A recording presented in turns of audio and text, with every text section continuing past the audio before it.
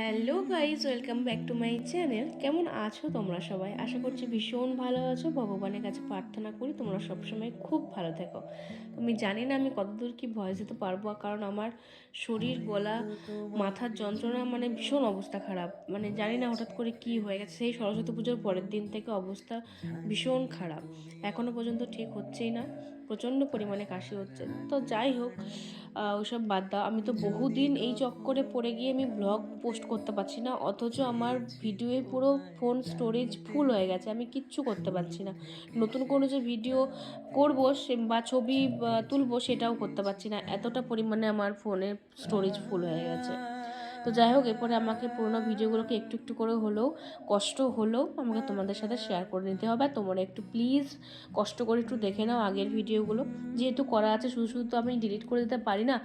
এত কষ্ট করে করেছিলাম তোমাদের সাথে শেয়ার করবো বলে, আর সেগুলো কীভাবে এমনি এমনি ডিলিট করে দিই বলো তো?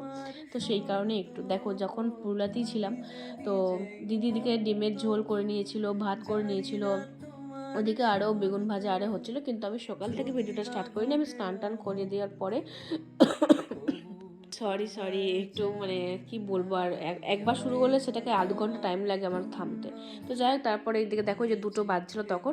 দিদি কিন্তু এরপরে মানে সকালে ভাত আমাদের কিন্তু খাওয়া হয়ে গেছে। এরপর খাবো হচ্ছে আমরা রুটি, কারণ দাদা অফিস থেকে এসে রুটিটাই খাবে। সকালবেলা এই ঠান্ডার দিনেতে গরম গরম ভাত খেয়ে চলে যায়, আর ঠান্ডা ভাতগুলো তো দুপুরবেলাতে এসে খেতে ভালো লাগে না। সেই জন্য তখন কিন্তু আমরা গরম গরম রুটি খেয়ে নিচ্ছিলাম। সেই জন্যই দিদি কিন্তু ওখানে কিছু ভাজা করবে, সেই কারণেতে ওই ভাজাগুলো একটু কেটে নিচ্ছিল। ফুলকপি, গাজর, আলু টালু দিয়ে কিছু ভাজা করবে আর কি, সেটাই করছিল। আর আমি একটুখানি রোদে বসছিলাম। তখনও ঠান্ডা লেগেছিলো প্রচুর, এত ঠান্ডার জন্য। মানে শীতটা প্রচুর ছিল সেই সময়, তখনও ভীষণ ঠান্ডা লেগে গেছিলো। তো যাই হোক, এদিকে কিন্তু বড়দিদি রুটি বেলছে আর এদিকে একদিকে সেঁকেও নিচ্ছে। তো আমি বললাম, তুই এক কাজ কর, মানে তুই রুটিটা ছাড় আর তুই শেখ, আমি বেলে দিচ্ছি, আমি তো বেলতে পারবো।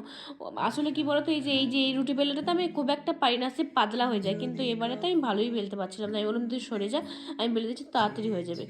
আর এদিকে ও কিন্তু একটু সিমুইও করেছিল। সিমুই খেতে বেশ ভালো লাগে, বদ্দির হাতে সিমুই, পায়েস এগুলো এত ভালো হয়।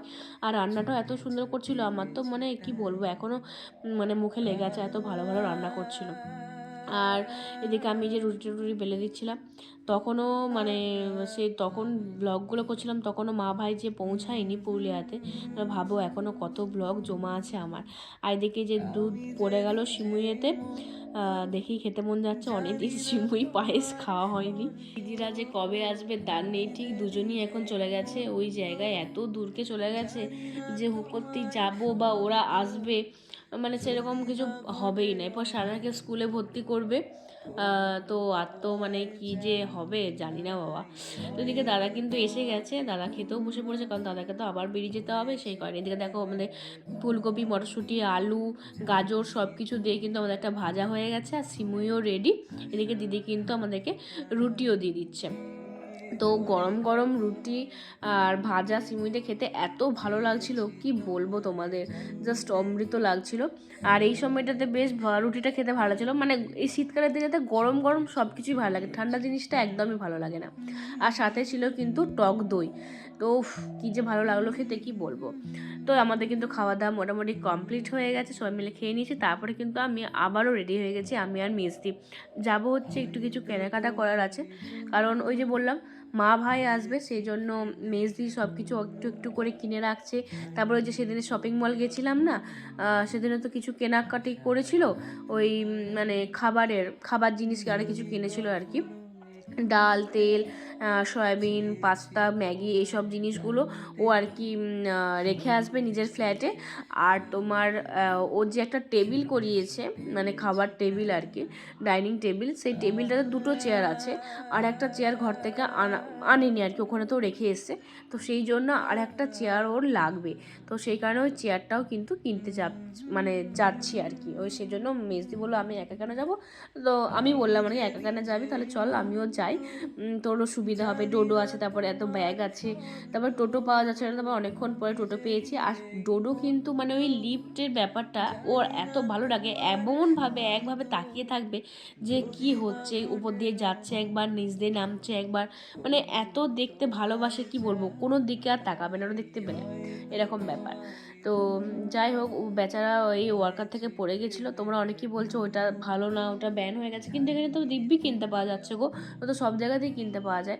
আর এটা ও কেনে নিয়ে ওকে কেউ দিয়েছিল, ওর মানে আমার মাসিমণি মানে মেজদির শাশুড়ি মায়ের স্কুলের কেউ একজন কলিগ ওকে ওটা ভোজনতে দিয়েছিল আর কি, দেখতে এসে। তো ওটাতেই নিয়ে গেছিলো, ওটা থেকেই পড়ে গেছিলো। আসলে ও নিচ দিয়ে ঝুঁকতে মানে ভীষণ দেখার অভ্যাস, সেই জন্য ওরভাবে পড়ে গেছে, কখন ঠোঁট না কেটে গেছে, বড্ড ভীষণ ব্যথা পেয়েছে বেচারি। তো যাই হোক, এখন তো তারপর আবার দাঁড়াতে শিখে গেছে, তো ধূপ ধাপ এখন পড়বে, চোখের আড়াল করাই যাবে না এখন। তারপরে খাট থেকে তো পড়তেই থাকে মাঝে মাঝে। আর এদিকে দেখো, আমরা কিন্তু 2-3টে ফার্নিচারের দোকানে ঘুরলাম, পছন্দ আমাদের কিন্তু আর হলো না। এর আগে 2টো দোকানে ঘুরেছিলাম, পছন্দ হয়নি। লাস্টে এই দোকানটা এসে আমার প্রথমেই কিন্তু এই দিকের চেয়ারটাতে নজর পড়েছে, যেটা দেখালাম ব্রাউন কালারের। আর এই চেয়ারটার সাথে দিদির টেবিলটার কিন্তু খুব ভালো ম্যাচ করবে, একদম মনে হবে যেন সেট করাই। তো সেই জন্য দিদিকে বললাম তুই আর কোনো দিকে তাকাস না, ওইটাই নিয়ে নে। তারপর দিদি বললো দাঁড়া একটা টেবিল দেখি, সোফার সামনে একটা টেবিলও রাখতে হবে, কোনো জল খাবার দিতে গেলে বা চাটা দিতে গেলে হাতে না রেখে ওখানটাতে দেওয়ার জন্য একটা টেবিল কিনবো। তো আমি বললাম ঠিক আছে দেখ। তো এই গোল টেবিলটা আমার বেশ পছন্দ ছিল, কিন্তু দাম ভীষণ দাম, 4,000, 5,000, 10,000, প্রচুর দাম। তো আমাদের বাজেটের বাইরেই হয়ে যাচ্ছিলো। দিদি বললো থাক এখন, তো দাদা স্যালারিটা ঢুকুক তারপরে ভাববো। হ্যাঁ, তা এখন ভাববি, এখন চল। তো মোটামুটি আমরা চেয়ারটা নিয়ে নিয়েছি, এরপর যাব দিদির ফ্ল্যাটে। না সরি, তার আগে কিছু চকবাজার গিয়েছিলাম, চকবাজারে দিদির কিছু ডিবে ডাবা কেনার ছিল। ওর তো ডিবে ডাবা কিনা বা যেখানে যায় যদি কিছু চোখ পড়ে যায় ও বলবে এটা আমার দরকার, এটা আমার প্রয়োজন, এটা আমাকে কিনতেই হবে, এরকম ওর কেনার শেষ আর হয় না।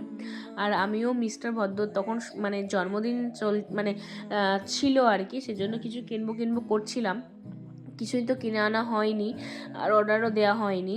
তো সেই জন্য ভাবলাম এখান থেকেই নিয়ে যাই। তো এরকম জ্যাকেটও ছিল না, তো ভাবলাম এই জ্যাকেটটা নিয়ে নিই। ওই সেজন্য ওই একটা জ্যাকেট নিয়েছিলাম, আর তোমার ওই ব্লু কালার আর সাদা কালারের যে একটা কম্বিনেশনের শার্ট ছিল, মানে সোয়েটার ছিল, ওইটাও নিয়েছি। আর একটা জ্যাকেট নিয়েছি, একটা টুপি নিয়েছি, মোট 3টে জিনিস নিয়েছিলাম ওর জন্য। বেশ সুন্দর, আর দামগুলো ঠিকঠাকই ছিল, বেশ মানে কমের মধ্যেই পেয়েছি আর কি, ঠিকঠাক দাম মনে হয়েছে। তো এদিকে কিন্তু এবারে সন্ধে হয়ে গেছে, দেখতেই পাচ্ছ, কখন দুপুরবেলা বেরিয়েছিলাম, সন্ধে হয়ে গেল। তো মোটামুটি চলে এসেছি। এরপরে দিদি হয়তো একটু টুকটাক গুছিয়ে নেবে। তারপরে কিছু জামা কাপড় মেলা ছিল, আমার কিছু জিনিস নেওয়ার ছিল, সেই জন্য আরও এসেছিলাম। এই যে এই জিনিসগুলো সব মেলা ছিল, এগুলো সব গুছিয়ে নেব, একটু এদিক ওদিক করা আছে সেগুলো একটু বাগিয়ে নেব। তারপরে দিদি ওই যেসব শপিংগুলো করে এনেছিলো সেগুলো রাখতে হবে। আর এই দেখো, এই যে ডাইনিং টেবিলটা করিয়েছিল, কত সুন্দর না টেবিলটা, কিন্তু দারুণ করেছে। আর আমি ছুটে চলে এলাম, ডোডো এত ডেপো হয়েছে, মানে উকি মারবে, পড়বে না, আবার উকি মানে দেখবে, মানে আমি ছুটে চলে গেলাম, তোমাকে ঠিক করে দেখাতেই পারলাম না টেবিলটা। ও এটা মানে ও শ্বশুরবাড়ি থেকে ওখানে কোনো একটা দোকানে করাতে দিয়েছিল, খুব ভালো করিয়েছে, রাউন্ড টেবিল, অথচ দেয়ালের সাথে সেট করা যায়, দেয়ালের দিকটাতে সমান করে দিয়েছে, বেশ সুন্দর। দিদির মাথায় তো প্রচুর বুদ্ধি, মানে ওর এইসব ভীষণ চিন্তাভাবনাগুলো খুব ভালো। তো ও কিন্তু খুব সুন্দর করেছে, আর টেবিলটার সাথে চেয়ারটা ভীষণ ভালোভাবে সেট করে গেছে। তো যাই হোক, এদিকে দিদি কত কী এনেছে সেগুলো তোমার সাথে একটুখানি দেখিয়ে দিলাম।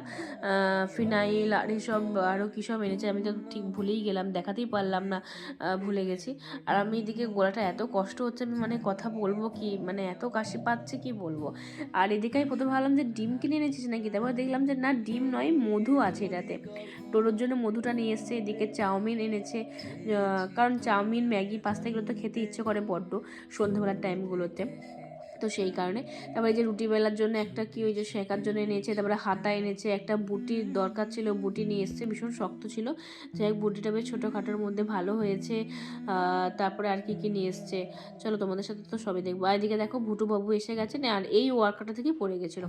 আর দিদি কিছু মানে কি বলে ওগুলোকে, স্লেট কিনে নিয়ে গেছিলো, 3টে স্লেটে বেশ রান্নাঘরটা দেখেছে, টোনাটুনির সংসার, তারপরে ডাইনিংটাতে একটা রেখেছে ওদের ছবির পাশে তোমায় আমায় মিলে, আর একটা রেখেছে আয়নার পাশে কি বেশ তোমা কি একটা লিখেছে, ভুলে গেছি, তোমায় সাজাবো যত্নের কিছু একটা লিখেছে।